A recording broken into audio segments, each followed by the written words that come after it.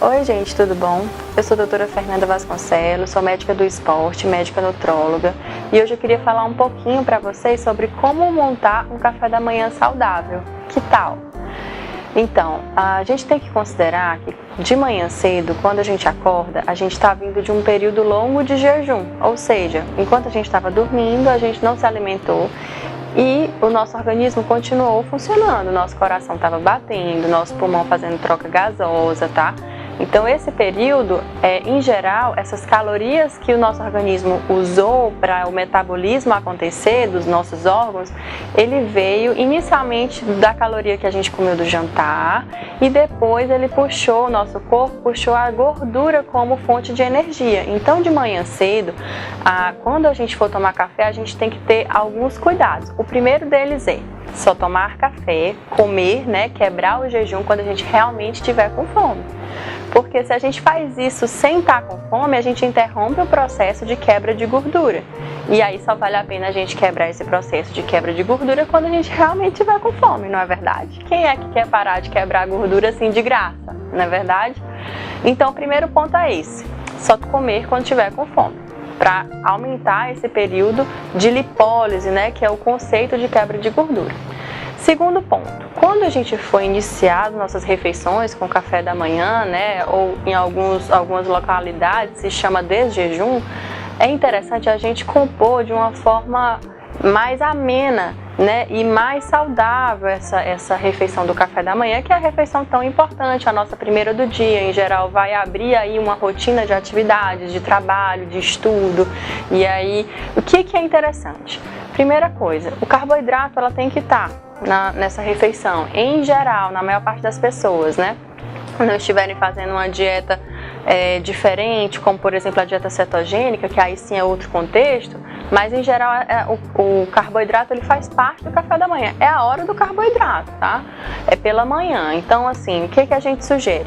Compor de uma forma harmoniosa com carboidrato, vou já explicar e dar exemplos para vocês, não se preocupem, carboidrato, proteína, e gordura saudável. Vou explicar tudo. Então, de opções de carboidrato, o que nós podemos ter, Além das frutas, que são muito bem-vindas, ricas em sais minerais, vitaminas, tá? Todas as substâncias que são benéficas e muito bem-vindas aí para o nosso organismo, a gente pode lançar mão também de carboidratos integrais. O que é isso? São carboidratos cuja essa caloria, da glicose que está dentro do carboidrato, que é o açúcar, chega mais devagar do sangue para dentro da nossa célula, tá bom?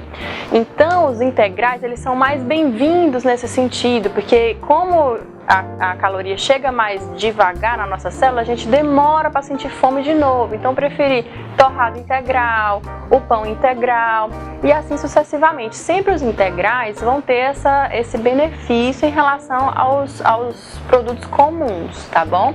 Então, de carboidrato, a gente poderia compor dessa forma: grãos integrais, aveia, a granola integral, a torrada integral, o pão, para quem gosta e quem é fã de pão, não tem problema nenhum comer aí durante a manhã. Durante a manhã é o horário do carboidrato mesmo. Quem é meu paciente aí sabe, tá cansado de saber que eu proíbo aí o carboidrato do jantar, mas ao longo do dia ele pode comer o carboidrato, salvo aí algumas exceções, como no treino, por exemplo, aí tem que ter o carboidrato mesmo que seja aí no período noturno, tá bom? Então, de carboidrato é isso. E as frutas são sempre bem-vindas, tá?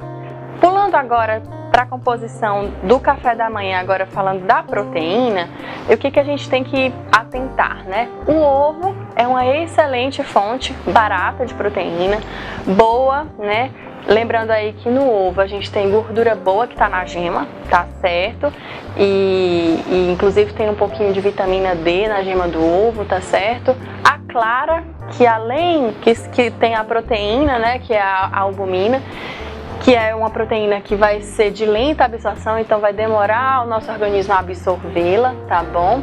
E a gema, além da proteína, ela tem essa gordura boa, como eu já expliquei, tá? Então o ovo é um alimento muito completo, muito rico, tá?